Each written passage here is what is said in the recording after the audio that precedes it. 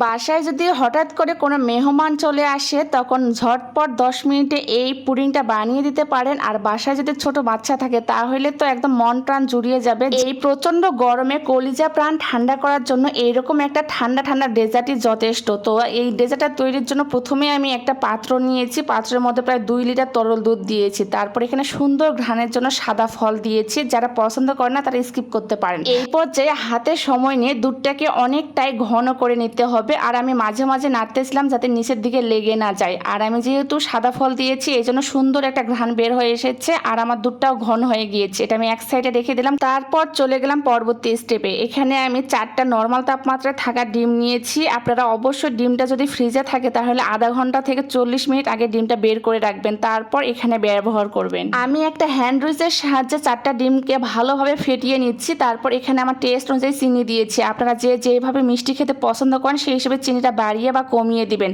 চিনিটা গলিয়ে যাওয়া পর্যন্ত আমি অনবরত হ্যান্ড উইচের সাহায্যে ফেটিয়ে নিব। আমার ডিমটা একদমই পারফেক্টলি ভাবে ফেটানো হয়ে গিয়েছে। এই পর্যায়ে একটা ছাঁকনির সাহায্যে ডিমটাকে খুব ভালোভাবে সেকে নিব যাতে অতিরিক্ত যে লাঞ্চ বা দলাটা পেকে আছে সেটা আলাদা হয়ে যায় আর একটা স্মুথলি একটা পেস্ট পায়। তো আমি এই পর্যায়ে আগে থেকে যে দুধটা ঘন করে রেখেছিলাম সেই দুধটাও দিয়ে দিলাম, দিয়ে খুব ভালোভাবে সেকে নিয়েছি আর দুধের যে অতিরিক্ত শর্টটা আছে সেটা আলাদা হয়ে গিয়েছে। এই পর্যায়ে একটা হ্যান্ড উইচের সাহায্যে ডিম ও দুধটাকে খুব ভালোভাবে মিক্সড করে এক সাইডে রেখে দিলাম। চলে গেলাম পরবর্তী স্টেপে। এখন আমি ক্যারামেল তৈরি করব, এই জন্য পরিমাণ মতো চিনি নিয়েছি, নিয়ে সামান্য একটু পানি দিয়েছি। এই পর্যায়ে চিনিটা গলিয়ে যাওয়ার জন্য আমরা অপেক্ষা করব। চিনিটা যখন গলিয়ে যাবে তখন একটা স্প্যাচুলারের সাহায্যে অনবরত নাড়তে থাকবো যাতে নিচের দিকে লেগে না যায় আর চিনির মধ্যে সুন্দর একটা কালার চলে আসে। ক্যারামেলটা তৈরির সময় অবশ্যই লক্ষ্য রাখবেন যাতে বেশি পাক না হয়ে যায়, তাহলে ক্যারামেলটা খেতে কিন্তু তিতা লাগবে। আমার ক্যারামেলের মধ্যে সুন্দর একটা কালার চলে আসছে। এই পর্যায়ে আগে থেকে যে পাত্রের মধ্যে পুডিংটা সেট করবেন সেই পাত্রের মধ্যে আমি ক্যারামেলটা ঢেলে দিলাম, দিয়ে অপেক্ষা করলাম ক্যারামেলটা জমে যাওয়া পর্যন্ত। আমার ক্যারামেলটা পারফেক্টলি ভাবে জমে গিয়েছে।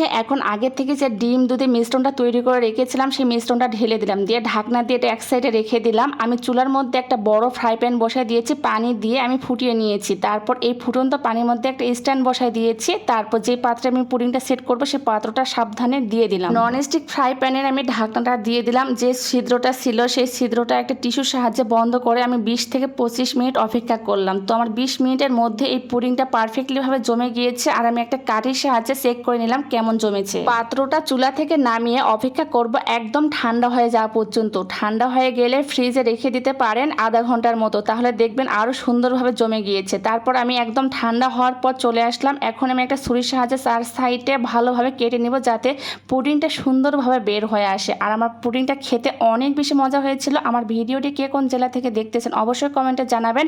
আর যদি ভালো লাগে তাহলে অবশ্যই বেশি বেশি করে শেয়ার করে পেজের পাশে থাকবেন। পুডিংটা দেখতে যতটা লবণীয় হয়েছে খেতে কিন্তু তার থেকে অনেক বেশি মজার হয়েছিল। অবশ্যই বাসায় একবার হলে বানিয়ে দেখবেন। আর যদি ভালো লাগে তাহলে অবশ্যই কমেন্টে জানাবেন। আজকের মতো আল্লাহ হাফেজ।